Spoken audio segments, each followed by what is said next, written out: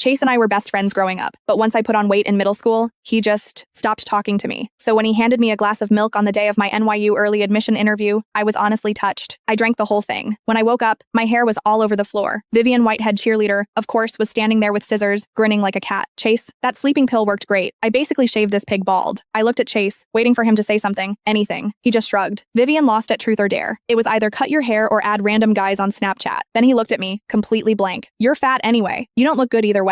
This was the same boy who once told me he'd marry me when my hair reached my waist. I didn't cry, not in front of them. I just quietly changed my early admission choice to Oxford, 5,000 miles away. In the bathroom mirror, my head looked like something a dog had chewed on. Patches of hair stuck up everywhere, other spots completely bare. I looked ridiculous. My hands shook as I tried to comb through what was left. Strands kept falling into the sink, mixing with my tears. I wanted to storm out and scream at Chase. Why? Why would he do this? But my interview was in 20 minutes. I bit my lip hard and tried to smooth the mess down, pulling whatever long pieces were left over the bald spots. It was useless. I looked like a complete clown. Did you hear? Vivian actually cut that fat pig Evelyn's hair. Girls' voices floated in from outside the stall. I froze, pressing myself against the wall. No way. Yes way. Chase bought the sleeping pills himself. That's why she was knocked out cold. That's kind of messed up though. Please. She's a fat pig who doesn't know her place. She's been chasing Chase forever, when everyone knows he and Vivian have been together for ages. She deserved it, right? How could someone like her think the baseball captain would ever be interested? Girl needs to look in a mirror. Every word hit like a needle. I slid down to the bathroom floor, my back against the cold tile. I couldn't even cry anymore. I just felt frozen. So that's how it was. All those years I'd told myself he was just awkward, just stressed, just being a typical guy. Lies, all lies. He thought I was embarrassing, not worth his time. So he let Vivian destroy the interview I'd spent years preparing for, just to clear her path to NYU. Memories came flooding back. When I tripped during PE, he frowned and walked away while everyone laughed. The breakfast I made him, he gave it to someone else. When I tried to walk home with him, he sped up and left me behind. Every single time, I made excuses for him. God, I was so stupid. I actually thought if I just lost weight, just got better grades, I could be good enough for him. That maybe our childhood promise still meant something. But to him, I was just the annoying fat girl who wouldn't take a hint. And he'd had a girlfriend this whole time. My phone buzzed. Mom, Evelyn, how was the interview? Don't be nervous. Mom believes in you. I stared at the screen until my vision cleared. Then I typed back. Mom, go to Chase's house and cancel the engagement. But don't tell him yet. I skipped the NYU interview. I walked into the Oxford interview room instead, looking like a disaster. The examiners definitely noticed. But I took a deep breath and just answered their questions. Maybe it was my composure. Maybe my answers were good. Either way, they stopped staring at my hair. Evelyn, we look forward to seeing you on campus in September. Walking out, my heart was pounding. Chase and I had planned to go to NYU together for years. That dream had kept me going through every late-night study session. But after that text to Mom, he wasn't part of my plans anymore. That night, our families had dinner together. Mom and Chase's mom stepped away to talk privately. Chase kept glancing at me. Finally, he asked, "How'd the interview go?" "Good," I said, not looking up. "The professor's excited to see me on campus."